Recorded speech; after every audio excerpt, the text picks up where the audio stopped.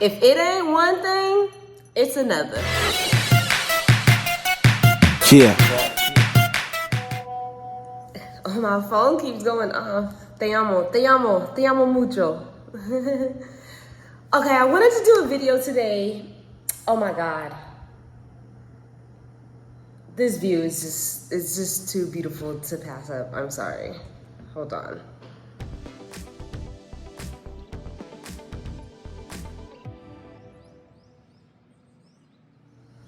Do not tell me that view is not beautiful. I get to wake up to that every single morning. I am so blessed and grateful to myself and to the universe and to God for allowing me to be in this position where I can wake up and just enjoy nature in its fullest.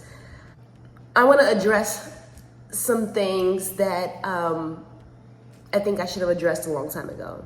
And it came about from me posting this video. Let me show you this video.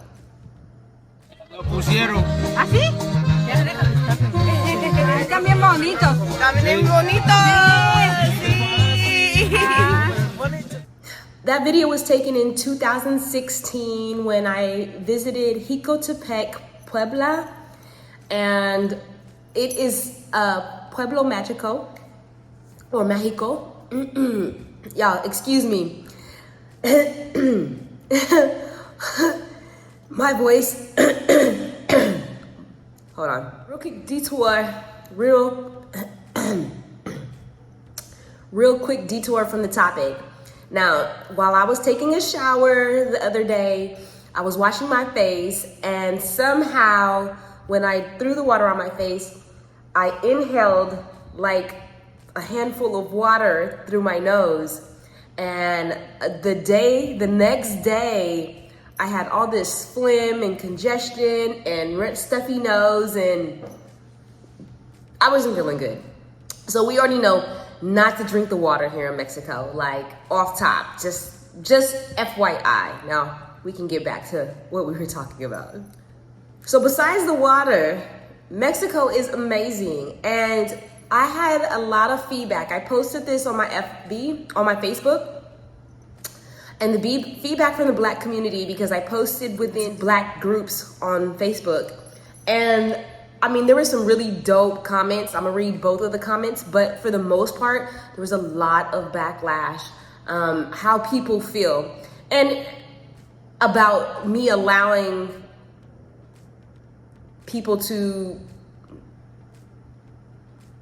be intrigued or be in awe of just my presence as a Black woman and my hair, you know, our hair texture. And there's a lot of misconceptions that people think they know about Mexico and Mexico and its Blackness, that I can tell that they've never been here, they've never visited, and they've never, if they did, they never went off the resorts. So we're gonna address this. We're going to talk about some of these comments and my viewpoints on these comments about really being here for the last 7 years. Like, I'm not treated like a local anymore, especially in places where I'm known. I really immersed myself in the culture. I am learning the language, the traditions, just a lot of things that we as Black people are so far behind in, because we are just now starting to travel internationally as a whole. There was this one statistic that I read 7 years ago before I started traveling, especially here to Mexico, that Black Americans, African Americans, are the least likely to learn a second language and to travel. Woo, this is so annoying. And you know what? Don't even take my word for it. As a matter of fact, this is an invitation. This is an invitation for you to come stay with me here in Cancun, Mexico, and get off the resort. Whatever book you read, whatever movie you watched, whatever YouTube you watched, whatever museum you went to and read about, whatever it is about what's going on here in Mexico, just come here. Get off the resort, come travel with me, and I'll teach you how to navigate through this country. The entire country, wherever you think you want to go in Mexico, I will show you how to navigate like a local. If you ain't down for it, then just watch this video and pay attention, okay? What's that stereotype? If you want to hide it from a Black person, put it in a book Well, this must be true because on my post, I wrote, in smaller towns for many, I am the only black woman some have seen in person. Not black person, black woman. If you read, you wouldn't make these dumbass comments. Let me tell you this first comment we about to address, okay? Because I'm going to get y'all together. I'm going to get y'all, I'm going to pull y'all straight together. Let's see. Someone said, this is cap. There are Afro-Mexicans all over Mexico. Next. BS. There are plenty of Afro-Latinas. Black people were in Mexico before Caucasians. This is some serious microaggression. Fucking crazy. How am I gonna say this? Come to Mexico. My Black Americans, my African Americans, I wanna ask you this question. How many Afro-Mexicans have you met in America? Meaning, how many Afro-Mexicans born in Mexico that moved to America have you met? You definitely created a precedent for them to touch black people's hair like we are aliens. You can be nice with boundaries. Who said they overstepped my boundaries? Stop projecting, okay? You don't have to feel comfortable with it. I'm okay with that. But stop telling me how I need to feel, okay? And my other issue that I have, the other issue I have is that you don't think they use discernment? Or they will use discernment next time they see a black woman? You think they're just gonna run over and touch a black woman's hair? Or do you think they're gonna be informed now? You don't think I informed them about my hair, my texture, my skin color, or whatever questions that they had? You don't think I informed them? You don't think they're smart enough to understand? It seems like you're not smart enough to understand. That's what it's seeming like. Let's really get down to the bottom of it. Just like they never seen a black woman, you obviously never been to their culture or their country and seen people like them. So maybe you need to take that trip with your black American privilege. Let me read this one beautiful comment though. This one comment was so beautiful. Let's see, what part? Well, I stated that we're so caught up in our black American privilege that we are blinded by it. And on my YouTube, another video on my YouTube, someone stated that, and now I really understand what they're saying. At first, I was kind of offended by it, and they were saying that we as black Americans are no different than white Americans when we go to other countries. We act the same, we carry the same beliefs in what our privilege should be, and now I really get it just by posting this video. So another lady stated that she said, black Americans are in a difficult position because race is at the center of everything in America. It doesn't just turn off overnight or even quickly over time. It's a gradual thing that happens over many years of travel, exposure, and experience. I definitely wasn't angry back then when she was in Greece, but she wasn't too sure how to feel about it. I remember the look of wonder in the kids' eyes, and I recall there was a Missy Elliott song on the radio. I watched the kids make the correlation between her and us, and they became even more excited, especially when they heard the words Los Angeles. Wow, that is so amazing. I love stories like this. This response right here to me asking, what part of Mexico have you saw the Afro-Mexicans? And this response right here, bro, is classic. It's classic. Honduras? I'm done. All right, this was a popular response. A lot of people said this, but in different ways. I don't care. No one except for me, a beautician, or anyone I pay to do my hair, and some family can touch my hair. I am not an animal at a petting zoo. I understand they might not see many black people, but that still doesn't give them the gal to touch my hair. My hair is my crown, and my crown is not meant to be touched like that. I definitely agree with the thing about people touching someone without their consent. I get it. As a germaphobe myself, I do not condone people just touching me. Now, in this situation, it was different. These weren't just random people off the street. Like, I've had random people off the street, or say I'm at a sports game or something in Mexico, and I feel just people just touching me, and I'm turning around like, what the fuck is going on? Definitely get that. So my issue, that's not my issue. My issue is with the statement about the crown, your crown being precious and your crown being something of significance. When I go to the pages of most of these women speaking on their crown, none of them is representing their crown. They're all covered. There's no natural essence or natural representation of your crown, of your hair, your natural hair. You have wigs and weaves and extensions and all these other things. So I'm confused that at least in some of your pictures, you would represent what you're speaking of. That is the only issue I have. This comment right here was also a concern of mine. Let me go back to it real quick. Hold on 1 second. Where you at? Okay, it says, y'all remember that show Locked Up Abroad? Y'all would see me on the latest episode. People touching all over me. I would lose my fucking mind and pray that the American embassy would negotiate my freedom.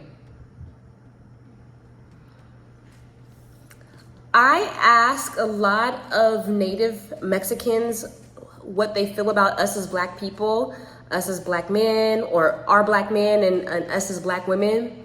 And what I get, the response I get is that they tell us that, they say that we're angry. They say that we're crazy. They say that we're entitled. They say that we don't come here to learn the language and we don't learn the culture. And they say all these crazy things. And at first it was kind of like a shock to me to hear this. But the more I live here and the more I post content, I get to see the things that they're talking about. And hearing stuff like this, that people would lose their shit because people are admiring who you are. And I understand touching you can be violation of your space. I get that. But this is how we're gonna represent. It's like we don't know how to verbalize or talk about how we are feeling and why we don't like that. We're not able to educate them. We're gonna resort to violence. That's how we're resorting to everything. Like, this is my concern. Like, wow. I guess they are what they say we are. These stereotypes are true. Is it because they're speaking these stereotypes, or because they're seeing us act in that light? Yo, my reel is blowing up. It's almost 20,000 views on this post about those Mexicans touching my hair. It's crazy. But I wanted to read this last comment. So this last comment was pretty dope, because we know in India, they get black. They get dark as hell. They get blurple. We already know. They get very, very dark. But this Black lady who traveled to India, she says, when I was in India, I was stared at 24/7. At first, I felt like a superstar with all the attention, but in the end, it became very uncomfortable. I finally asked a group of kids who were falling over themselves to take a photo with me. They said I was different, beautiful, and loved my braids. When I mentioned they were the same hue as me, why was I different? They just shrugged it off and said I was different and wanted to know all about my braids. They also assumed I was African. My response to this was, we as Americans are different. That's they're ringing my bell. Somebody just trying to get in the gate. When we sign our passports, we don't place African in front of the American. We are Americans. Wherever we travel outside of the country, or whenever we travel outside of the country, we are Americans, but we are different type of Americans. They see it, they feel it, they know it, and they want to know it. Now, their approach might not be the American way, and it's definitely not the American way, but it's what they do in their culture. So it's up to us to educate them. And I'm gonna keep saying that. It's up to us to educate them, not to be rude and disrespectful and angry and give them our American version, our white program version. Yes, I went there. They want to know about us. And I know not every single person is intrigued by us and they want to get to know us, but the majority of them are. If they're only the ones that are pointing and laughing and staring, even that at times is their culture. I've asked a group of Mexican women who were staring at me and pointing at me and laughing and giggling at each other. I said, what are we laughing at in their language? You don't like my hair? And their response was, no, we love it. It's beautiful. How did you do it? I shrunk myself because I was angered and triggered by that because I didn't understand it. But it took me asking questions, not assuming, not telling what I would do or how I'm going to handle this, or I just asked the question. And then I started doing that more often, and I started understanding and getting the response. And now I see when people act a certain way. I understand now. And I can walk in knowledge and wisdom and walk in that light. Okay, last comment I'm going to read, and I really like this one. This is about the video. There's no evidence she didn't consent. It doesn't look like they just walked up and started touching her. She wasn't a slave at an auction. They look friendly, she looks happy. For all we know, they complimented her locks and she invited them to touch them. It says in the video, if you listen carefully, but of course you don't know anything but English. If you listen carefully, she says that they're beautiful. They invited us. We didn't even really know these people. They wanted us to come to their home and they wanted us to drink with them. They were being hospitable and we accepted. And then that all transpired. I was touching their hair, they were touching mine. We were talking and laughing and having fun. It was a beautiful experience. But I guess you guys never had an experience like that. So you're just projecting your own experience. So I get it. Go on.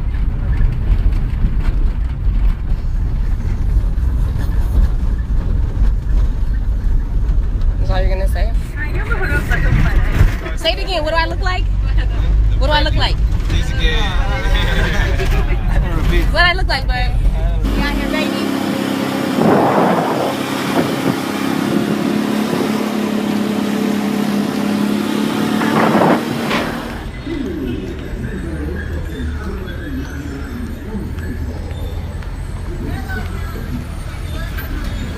Trying to cure me. See? Limon? No. Aceite de olivo. Carbonato in limon. And